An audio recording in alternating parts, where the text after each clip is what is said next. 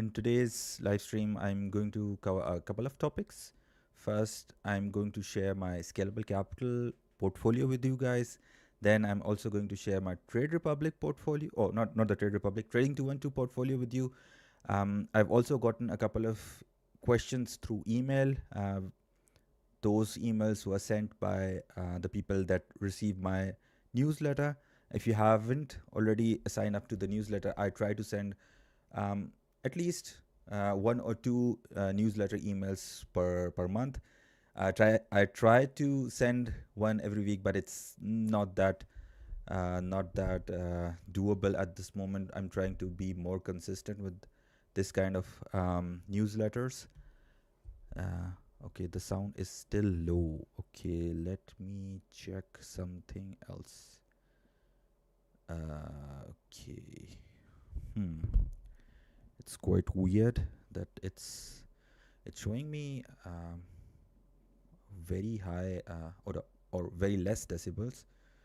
I don't know why it's too low.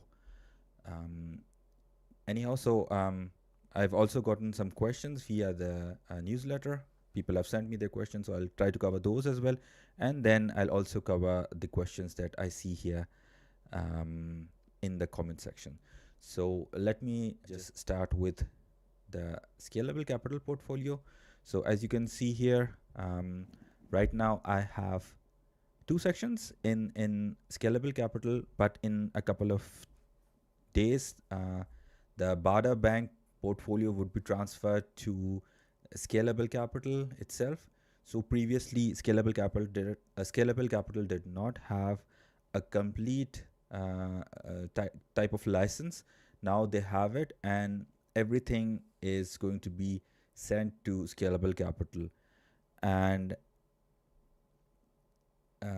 so if you don't have a Scalable Capital account right now, if you open an account with them, they'll open this account with the Scalable Capital GmbH Bank and not with Bada Bank. And if you have an old account with them, they'll simply transfer it in the next couple of days. And I think the deadline is, or not the deadline, but the transfer date is going to be 6th or 7th of December. So in a couple of days, couple of weeks, you'll have this one consolidated account. So let me just start with the original Bada Bank broker account and share some details with you. So let me move myself to a proper location, let's say at the top. So you can see that this is my portfolio, one section of the Scalable Capital portfolio. It's 30,000 right now. The value today is negative 112. In the past week, it's positive 108. In the month, negative 1012 or 1007 right now. And in the year, it's down 1,585 right now. So since buy, as you can see, the portfolio is still 10,922 in plus. So I would say it's not that bad. Obviously, things can be good, but that's how investing works. There are ups and downs, as you can see here, throughout the portfolio. I started this in like the end of 2021, and it's seen some lows, some highs, and then in the like beginning of April, things like went very bad throughout the market. So this portfolio also saw some bad things. And since the end of October, there are certain things that are going also in like a downward tendency, but we are not that bad compared to the end of April, so to speak. This portfolio had lost about 8,000 euros of unrealized gains in that time frame. So in terms of total portfolio, you can see the value is at its peak at the end of 2024. It was 33,800. Now it's about 30,000. But this does not include any of my new investments. As I said, all of those are going into the other broker, same broker, the other section of the broker, which I'll share in a moment. So let's go back to the overview. And again, the good old iShares S&P Information Technology Sector ETF. This is something that I've been investing since the very beginning, and um, in Scalable Capital, you can see that it has seen a positive return unrealized of 41.45% till date. Then going down into the individual stocks, I have Microsoft, which is in plus with 20%, IBM with a plus of 78%, ExxonMobil with a plus of 1%. A couple of days ago, it was like negative 5 to 6%. Then I have 3MCO. I'll share a little bit detail about this stock in a moment, because I've sold it in uh, throughout the years. Then I have ASML. It's a newer holding for me. Then I have Schneider, Merck, Sanofi, and Solventum. So Solventum was a spin-off company from 3MCO. So this is showing a 0% invested and a 0% profit, because it was a spin-off, and this stock was given for free while the 3M company was spin-offed. So let's start with Solventum. Right now it has about 10% plus, and throughout its lifetime, it's given me, I would say, everything is in plus, because I did not actually invest in it. So let me share a little bit about 3MCO. So I bought this stock early in 2022, and then it was like, it went down a lot from, like, I think I bought it at 120, and then it went all the way down to 85. I sold it round about at 105 at a loss, but then I bought it again, I think near the bottom in the recent history. So let's say I bought it at 85. So I think I bought it round about here. So by the end of October 2023, and since then it has given some good returns. Again, you never know when you are at the bottom, at the top. It can go down quite low in the next days or weeks or months. So that's always a risk that you have with individual stocks. So this is the unrealized amount. In addition to this 3MCO, I also got the Solventum stock. Now, certain additions are Schneider Electric and Merck, so, and Sanofi as well. So these are, I forgot about ASML. So these are certain stocks that I have invested in the recent past, mostly because of, I think I had a lot of exposure only with US stocks, and during the start of the year, I also wanted to have some more, so to speak, European stocks as well. That's why I started investing in these stocks as well. So ASML is a very good company, and Schneider, Merck, Sanofi. But as a beginner, if you're a beginner, I would not recommend doing individual stocks, because you have to really look into how the company is performing, how they are like projected to perform in the future. So you have to do a lot of work in that. So again, sometimes it's a headache, but I still follow these companies, not every single day, but quite often, that I'm comfortable with these companies and I'm investing on a regular basis. So let me go to the I'm always using the free account, so I don't feel any difference with the free and premium account. If you are doing a lot of trades, then you might get some savings with the €1 buying and selling with the premium account.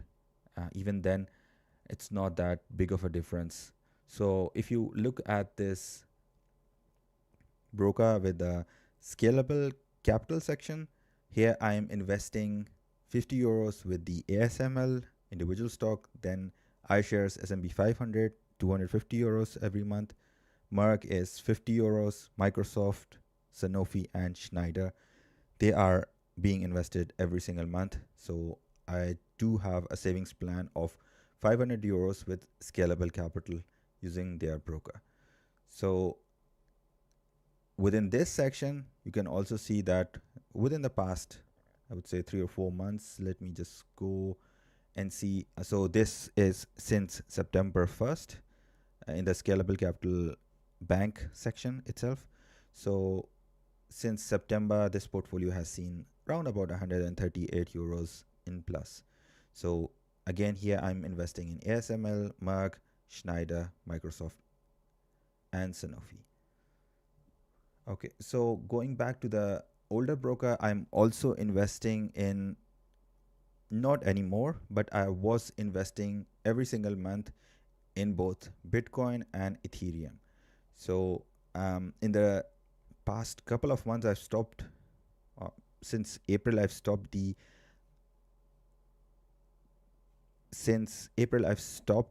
the savings plan with Bitcoin and Ethereum, mostly because I think initially I was finding it quite easy to simply have a savings plan with Scalable Capital and run a savings plan with Bitcoin and Ethereum. But in the last couple of months, I've started using like dedicated crypto exchanges. Those are having somewhat better conditions. So I'm not buying Bitcoin and Ethereum with savings plans anymore. So um, sometimes when I feel the market is down, so like I bought 1,000 euros worth of Bitcoin right about at this point. Now, obviously, I could have bought it today and I would have gotten more, but I found that with dedicated exchanges, I'm getting more better prices, and at the end of the day, with those exchanges, I will have crypto, like normal crypto. With Scalable Capital, I'm having EC ETC, sorry, so exchange traded funds.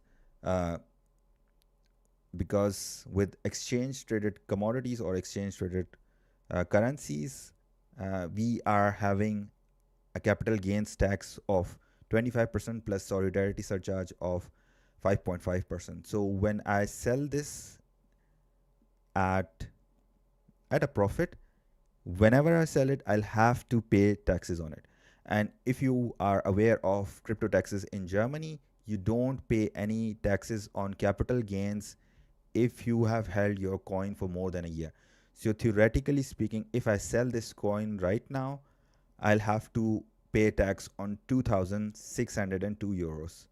So it's going to be round about, I would say, like 600 or 700 euros if you do some like approximately. So I haven't done any proper calculation. But if I had bought all of this in a regular crypto exchange and had it for more than a year, I wouldn't have to pay taxes. So that's why I'm not continuing to buy these cryptocurrencies with Scalable Capital. Right now, I'm using Coinbase. Compared to other cryptocurrency exchanges, Coinbase has a little bit more in terms of fees, but even then, I think I'm more comfortable with um, Coinbase because it's one of the more reliable crypto exchanges out there. And like I found out that Binance and other crypto exchanges are having cheaper like fees, and you can get cryptocurrencies for a cheaper amount.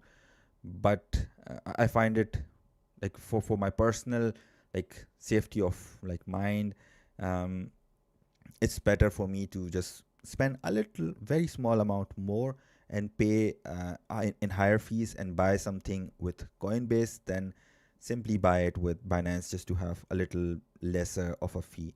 And um, again, it's usually not recommended, but I'm also keeping those coins on Coinbase.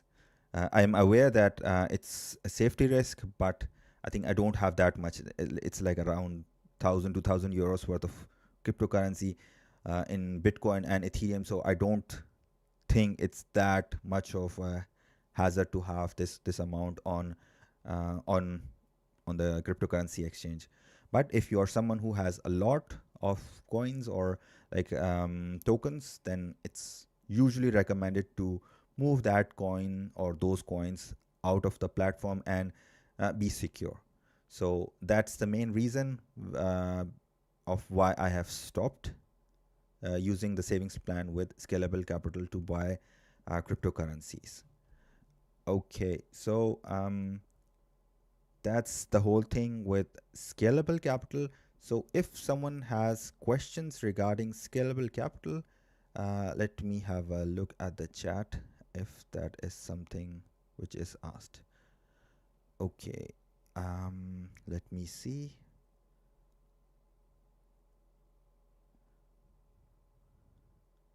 Okay, someone has written that they sold XRP on Scalable Capital and did not have to pay any taxes on realized gains. Okay, so within Scalable Capital, there are certain coins which are not exchange traded commodities or exchange traded. So certain, I don't exactly know right now. So ETP, so um, let's say which one. Do you know which one did you buy? Because there are certain ETPs which are, I would say, I think the physical ones are those which are physically bought and they are not um, not regular ETP. So there you don't have to um, though you don't have to pay taxes. So for example, I know for a fact that certain, let's say, where is Ethereum? Let me go. So the staked Ethereum is definitely something that does not is not considered as ETP. So there you don't pay taxes once you sell them. So that is something that you will definitely have to look into. Okay. Another thing I wanted to say is that I usually just buy Bitcoin and Ethereum. I have dabbled in certain altcoins in the past, and I have like I bought some meme coins at a very small price just to check it out. And okay, let me change.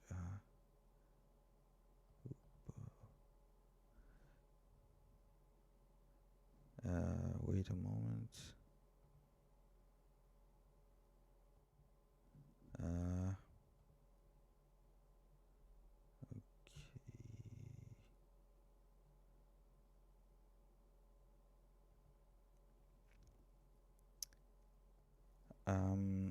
I forgot my trail of thought. Yeah, so I have some meme coins, but I was just trying to test it out. So most people ask me, okay, which meme coins do I recommend? Which altcoins do I recommend? I don't recommend any meme or altcoins at all because those are very risky and there are more chances that you lose money than like have some proper gains. So please be careful when you're investing in meme coins. And I wouldn't even say that you're investing in meme coins. You're just gambling at that point of time. So just be careful when you're in like buying meme coins. Okay, so let me have a look at some comments. Okay, what's the best and secured fiscal option in German bank? So the interest rates keep on changing, and personally, I don't have any accounts with fiscal options. So I would say traditional banks like Deutsche Bank, um, any Sparkasse would be good, and like certain banks do offer good conditions, but even then, the fiscal option is not that great anymore. I would like like you can always find. I don't have the latest data, but I'll definitely look into it and probably write it down in the comments. But even then, I don't really think it's a great idea to have money in a Fescaled Conto right now. Do I think uranium and nuclear energy ETF is a good one to have as a theme? So let me just go and have a look at the uranium energy go. So the problem with these niche things is that usually they have a very small cap, right? And it's easy to manipulate those companies. So let's say like this uranium energy co has seen an increase or a increase of 168% in the past few days. So it's not the market cap. I don't think it's that much. So it has a market cap of 5.3 uh, billion dollar euros.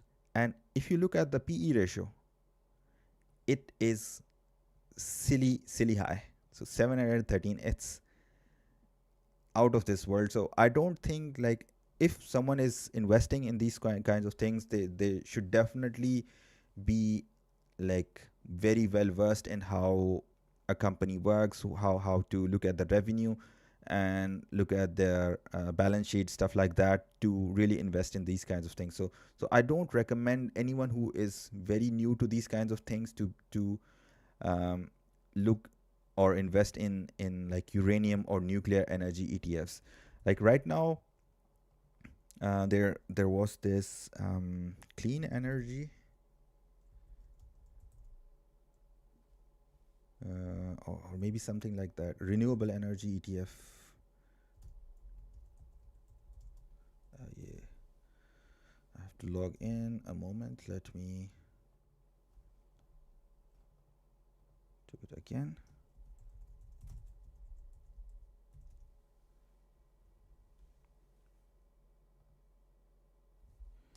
And I have to check it with my.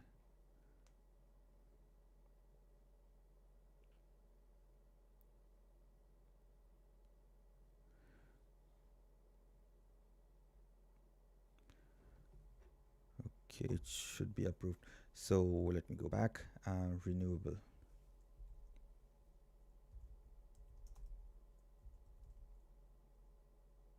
I don't know. There was an ETF, green energy or renewable. Yeah, this renewable energy ETF. Um, so this ETF was quite high, and then it went way below. So 43% loss, and then obviously it has recovered in the past few months. But then you see that the drawdown is way high for a beginner. And if you're a beginner and you are not really into trading or like doing long-term investing, as a beginner, these drops might be very difficult for you. So if you are an older, like been in some like negative cycles, then yes, for sure you can look into these alternate kinds of investments, but it's very risky, and for a beginner it's definitely not recommended at all. Okay, so someone is asking for an updated video on a good trading app, Trade Republic. I'll look into Trade Republic. I have stopped in like I have a small portfolio with Trade Republic, but I've stopped using the app mainly because I'm focusing more on Scalable Capital, and because you guys are also having good feedback with Scalable Capital. That's the main reason of me sticking with Scalable Capital. But I'll definitely look into Trade Republic again and try to make a tutorial on it quite soon. Okay, so for the FANG companies, can we time the investment somehow? What do you mean by timing the investments? If I could time the investments, I would be a billionaire, right? So it's very difficult to time the investments. That's why the savings plan option is a great thing to have. You buy at the lows, you buy at the highs, and you get the averaging effect. And that way, you don't have to time the market. You don't have to really look into different things specifically, and you just um, get the overall averaging effect. Do I invest in bonds? No, I don't invest in bonds. Um, so do you have to declare it in the tax return? So I'm assuming this question is for cryptocurrencies. So if someone has held a cryptocurrency for more than a year, they should, or I would say they must not declare it in a tax return, but it's always recommended that you do so, because it's like the regulations keep on changing, and it's better to cover your bases and just mention this in your tax return. If you're using my favorite Wunda tax, they have an option of declaring cryptocurrencies. You just have to mention the buying date and the selling date, and that's it. It's not that complicated. And once you have declared your profits, even though they are more than a year long, it's a great thing, and you're covered that way. So if that was what you're mentioning, then and I also mentioned those cryptocurrencies. If like I don't sell them quite often, but even if I sell any cryptocurrencies, I definitely mention them in the tax return. So you made close to 6,000 from investing 2,000. I did not pay a withholding. So I'm assuming it's some sort of crypto or something. Maybe you can write down what what you meant by by this comment. So since return on gold after 1 year in Germany is tax free, is it also applicable on gold ETFs or some gold stocks which is available in Scalable Capital? So this 1 year holding period is applicable on certain ETCs or ETFs, but unfortunately, Scalable Capital does not have any gold ETFs which are considered as this tax-free ETF. So I would say this is a good transitioning point to Trading212, and this is the main reason. This is the main reason I started a portfolio with Trading212 as well. So Trading212 has a good set of options where you can buy the let me just quickly go down. You can buy Zetra Gold. So this is something which is a gold, like direct gold. This is sorry about that. So this is like physical gold held by Zetra. So it's Zetra is a German exchange. So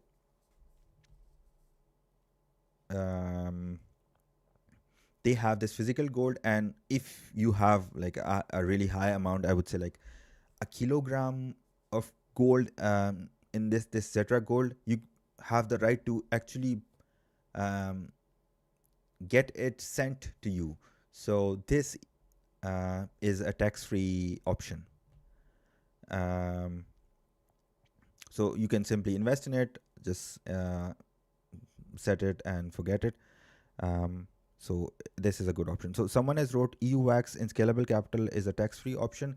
I haven't really looked into this. I made a video a few weeks ago about how to buy gold tax-free. So I wrote a couple of ETFs on the tax-free amount. So I don't know since when they've started doing. It's an old thing. So maybe I'll have to look into it. I don't actually remember if it's tax free or not. But if you're saying, then it would be. But I'll definitely look into it and let everyone know. So going back to Trading212, this was one of the reasons that I started investing using Trading212, and the second reason is that I was thinking of the Vorabpauschale, right? The ETF tax that you have to pay on unrealized gains on ETFs. So this is something you have to consider if you are having a broker, a German broker actually, like Scalable Capital, Trade Republic. this is something that you'll have to um, pay in tax in advance. So it's better that you use some softwares or look at some formulas to calculate how much ETF tax you'll have to pay, because this amount is cut in the first few days of January. For most people, if they don't have a huge portfolio, this amount is automatically cut using the tax-free allowance that you have, so you don't have to worry. But if someone has like a 100k plus portfolio on ETFs, then you might have to like add some funds on your scalable capital account so that you pay the full amount of taxes. But even it depends on what kinds of ETFs you have and how much growth it has seen, so stuff like that. So that was one of the reasons why I started investing in Trading212 as well, because of this pie function. So in obviously it's quite similar to scalable capital, but it's very easy to set up. So here I have a pie where I'm investing in European stocks.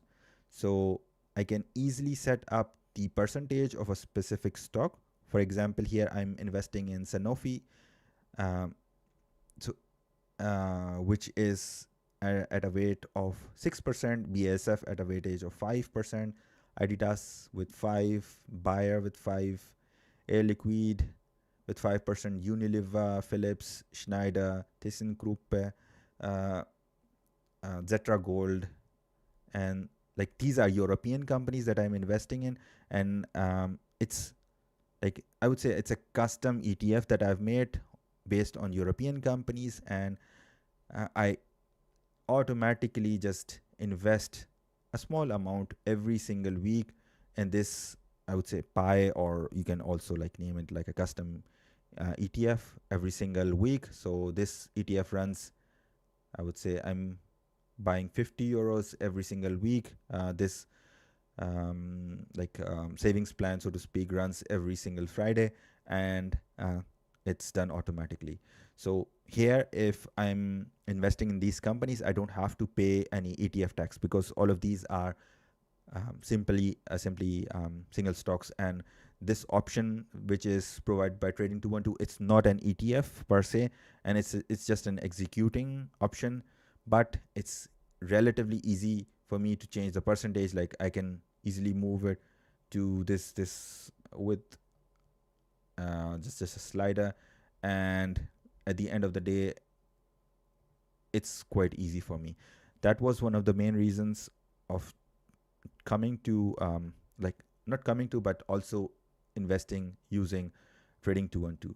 So in Trading212, I have two pies. One is this Euro stocks. It's also based not directly, but somewhat on the Euro stocks index. I've taken some companies, done some research, and based on that, I'm investing this small amount, 50 euros every single month. And then this SN Finance pie, where I'm investing again mostly on European stocks, or not, sorry, American stocks, which are like I would say the top 10 companies in the IT sector. So, like, obviously, Mercedes Benz is not there, and certain other companies are not there, but like, that's the that's the reason of me like actually investing in these individual stocks, but again having a pie or a function where I just add a certain amount and that's it. So I don't have to worry about like changing the percentages every. So I do change the percentages every quite often. For example, I had a really high percentage with Tesla. I would say in the starting it was like 30 to 35%, but then uh, it was like way out of whack, because it was too much like concentration with one ETF or one company. Sorry, so like I reduced this amount so that there's more of a balancing thing going on with um, this ETF. So for example, right now, Alphabet is also very highly weighted. So I might decrease it from like 10% to 4 or 5% so that there's a balance. But then it all depends on how things are going, how my research is done on that specific company. But right now, I don't think I'll be reducing Alphabet because I see a lot of potential, especially with Alphabet and Amazon. I think in the next few months, or like Alphabet has seen a lot of growth in the past few months. Like this year, it's gone. I don't know how much. So I would say, why is it not showing? About 71% in this year alone. So I don't, but I think it'll definitely go higher in my personal opinion, because of Gemini and stuff like that. And Amazon hasn't seen that much this year, but I would still think this would be a good pick for me at least.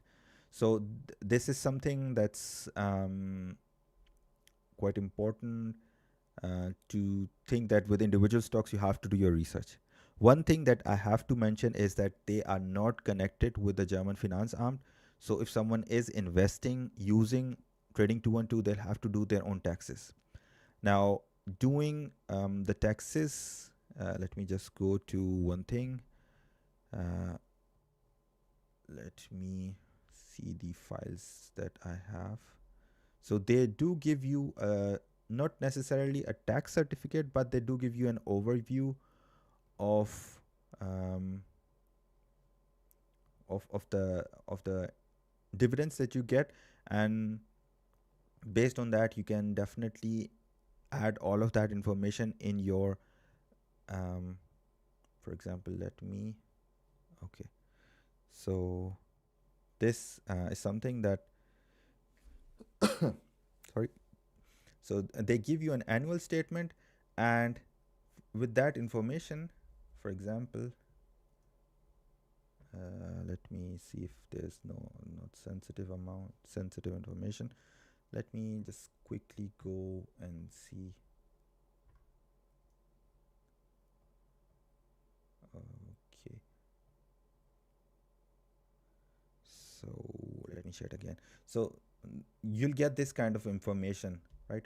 So net dividends, this amount, gross dividends, withheld tax, adjusted tax, and these can be easily added in a tax return software.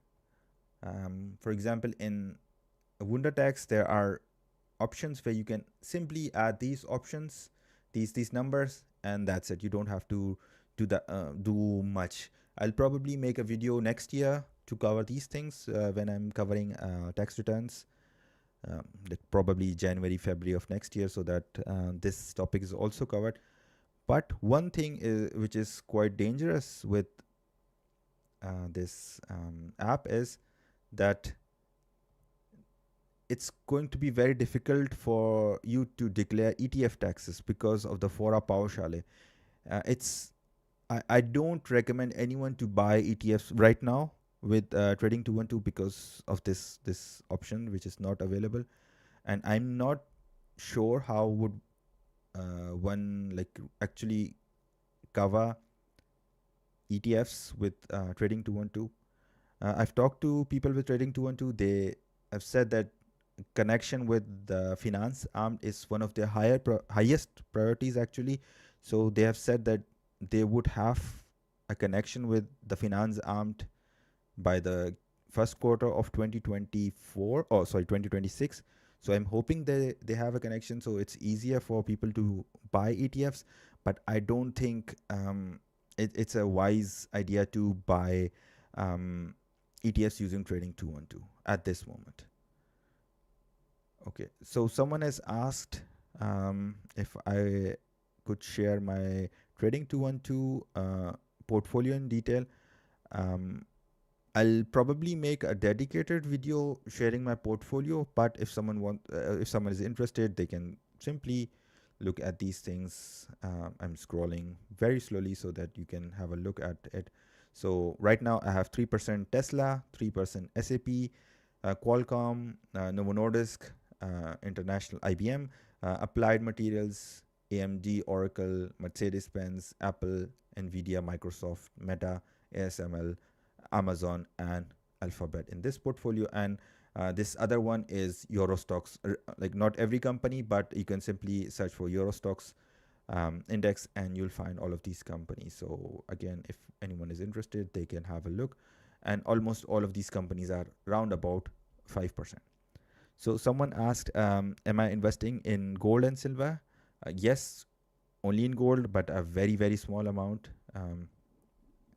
So at this moment, I've only invested, I would say, like 67, 68 euros. So it's not that big of an amount, but I'll keep this pie for the next couple of years. So this amount will definitely increase. Okay, so someone asked, how do you find Sharia compliant stocks and ETFs? I'll cover this topic in a bit, and I want to talk about it in detail in a couple of minutes. But before that, I want to cover two questions that I got. So one question I already covered about taxes and how would one go about filing taxes if someone is investing in Trading212. Another question I got was about lump sum investing. So someone sent me a question using the newsletter.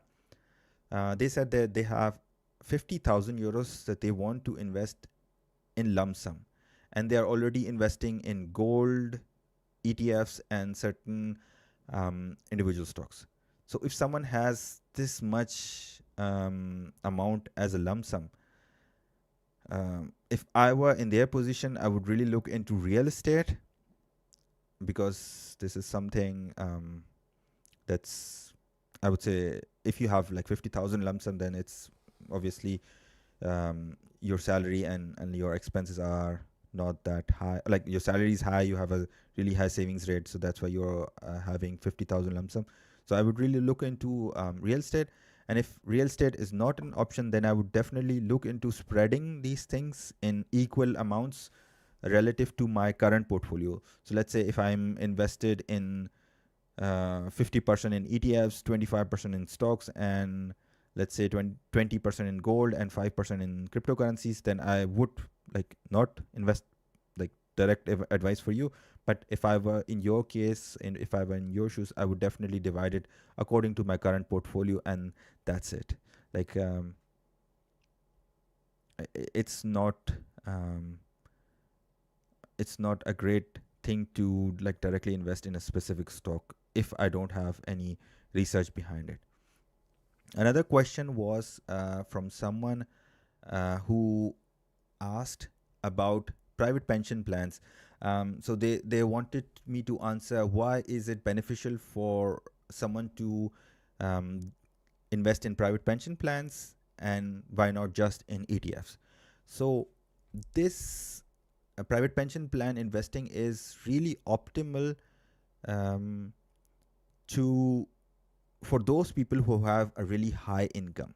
So let's say if you are single and have like 65 70,000 euros, or if you're married like 75 80,000 euros, then you can definitely take advantage of the tax benefits, because those private pension plans are taking your brutto salary or your before taxes salary, and um, those like this amount is directly invested in ETFs or whatever individual stocks, however your plan is distributed.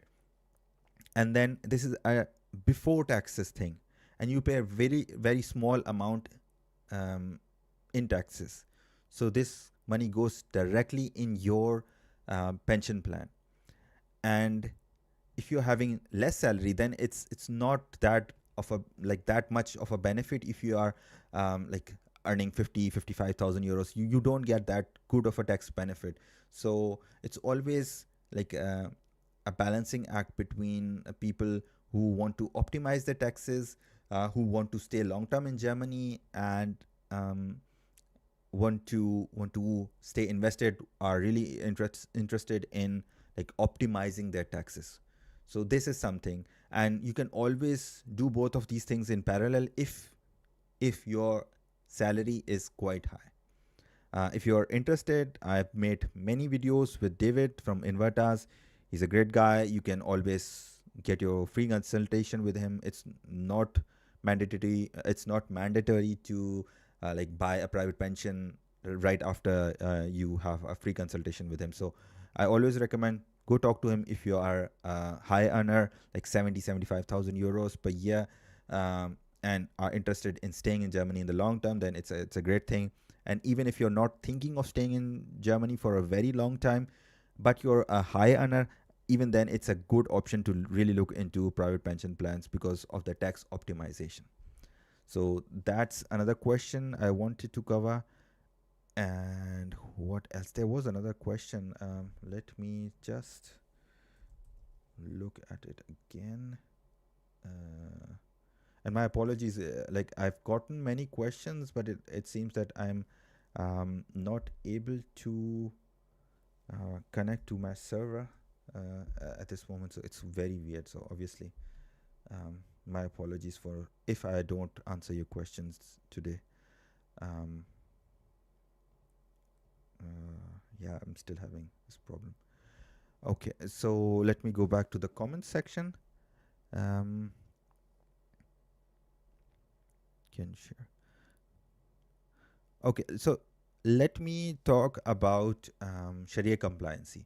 So the main thing is that there are different schools of thoughts on Sharia compliancy.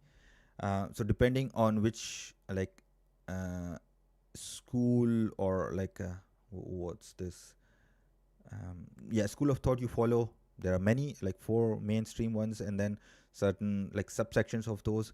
So every single school of thought or many of them have their own rulings on what is Sharia compliant, what is not.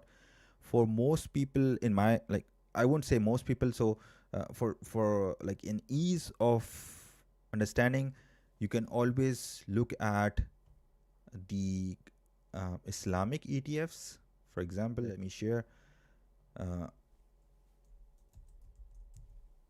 here. These are the three Sharia compliant ETFs on Scalable Capital, right? So again, it depends on the school of thought you're following. Certain school of thought say that even these are not Sharia compliant.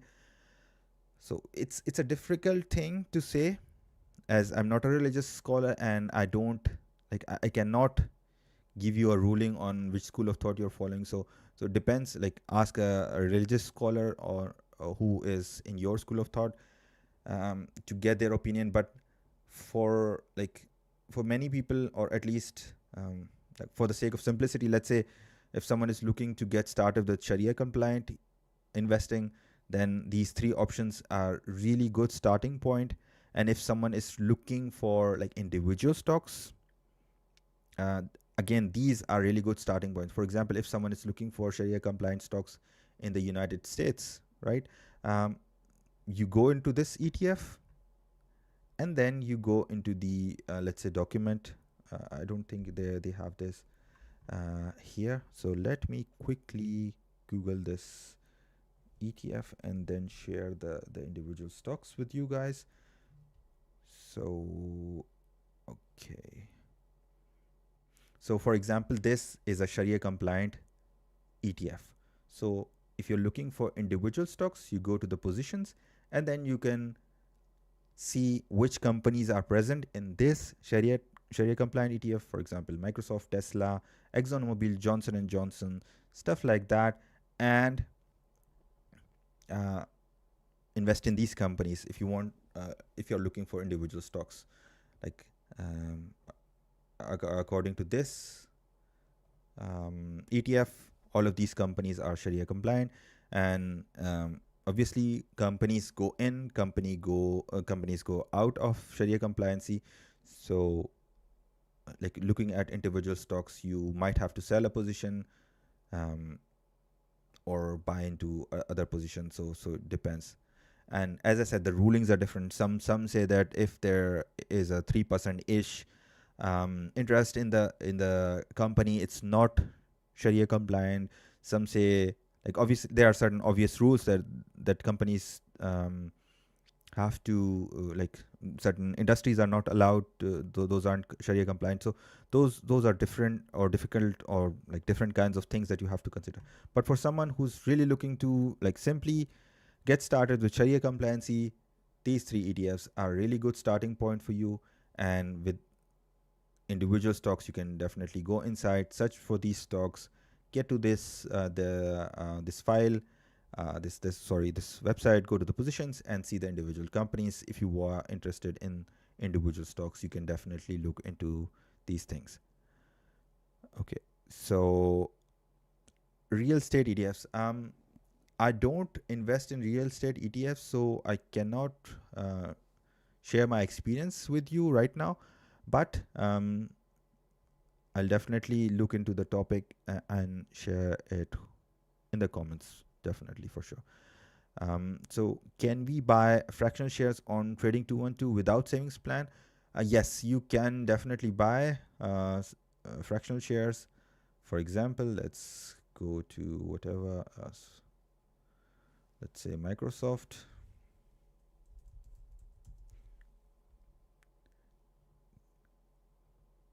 And you can either give a value. So for example, for €1 you'll get 0.0024, for 10, for 100, and 1,000, which I don't have in cash right now. So yes, you can buy buy fractional shares with Trading212. But again, I would really recommend not to buy ETFs right now, because it's going to be quite a big of a hassle when you are declaring your taxes with Trading212. So there are two things more that I want to discuss.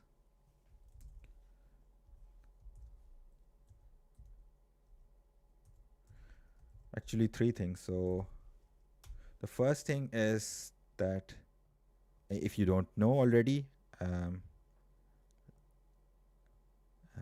wait just a moment. I have a website, so it has a lot of content. If you're someone who really likes to read stuff, if we are interested in what I recommend, or if you are really interested in just some investing platforms, I do have a lot of comparisons. I have certain reviews. You can quickly go through the overview of certain things. If you're looking for, I would say, investing platforms, if you're looking for credit cards, I also have certain comparisons. Then for bank accounts, I also have, I try to update these options quite often. So you can definitely look into these things on my website. I also have articles. These are usually corresponding to the videos that I make, but with certain changes in terms of like writing style. So you can also really look into articles if you're into reading. And then there's another option of signing up to the newsletter. I have three free resources that you can have as a thank you for joining the newsletter. I try to send one newsletter per week, but I'm not that consistent. So you'll definitely get at least one or two newsletters, emails within a month. But maybe like I try to do it more consistently. Another thing which I'm really working on is a couple of tools on for my website. So the first tool that I'm really working on is the Netto Brutto Rechner. So there are certain, like obviously there are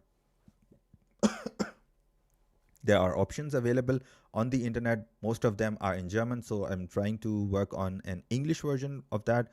And there are certain other tools which I'm also working on. So I'll definitely let you guys know by the start of, or let's say Q1 next year. Another thing is that I had launched a course on, not a course initially, I had launched a workshop where I worked with you guys, some of you guys, and we did basics on how to get started with investing, stuff like that. It was a premium workshop, so I worked with you guys. It was a limited access kind of thing. It was shared with people who were in the, mm, I would say, newsletter and certain posts that I shared on YouTube and stuff like that. So now I've packaged this as a like standalone pre-recorded workshop.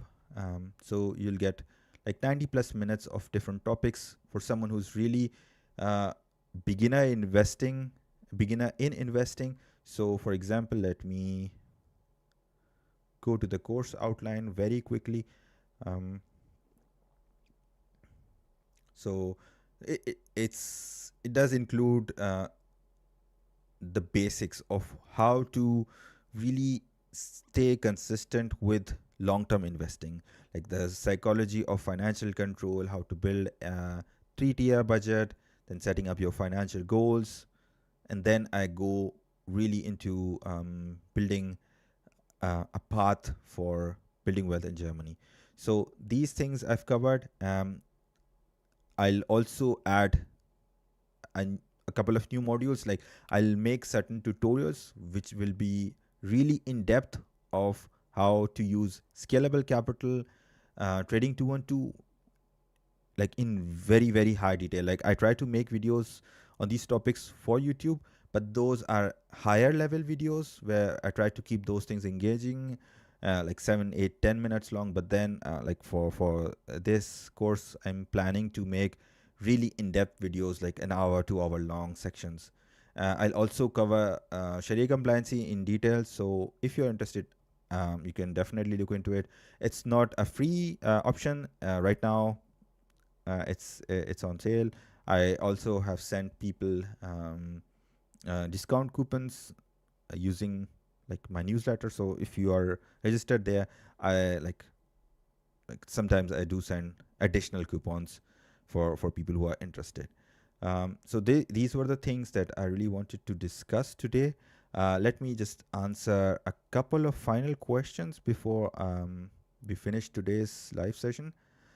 So good area to invest in real estate in Germany. Um, I would say the best area is going to be the area where you are familiar with. Um, I wouldn't recommend really big cities, so it's going to be really really expensive. For example, Munich, um, Bonn, Cologne, those cities are really really expensive. Stuttgart, stuff like that. But you can always look into your city and smaller cities next to those. So those would be good options for you. I have made a couple of videos again with David where we've discussed real estate in Germany, and these guys are also offering like financing. So they are independent brokers, so they don't have any uh, and they don't have any collaboration with specific companies. So there you do get a benefit of an independent broker, and you are not like getting offers from a specific bank or stuff like that. So I would highly recommend watching that video that I've made with David on real estate in Germany. So that could be a really good thing for you. One thing, please hit the like button. Don't forget to subscribe and turn on the notification bell. And thanks for watching, and I'll see you in one of my videos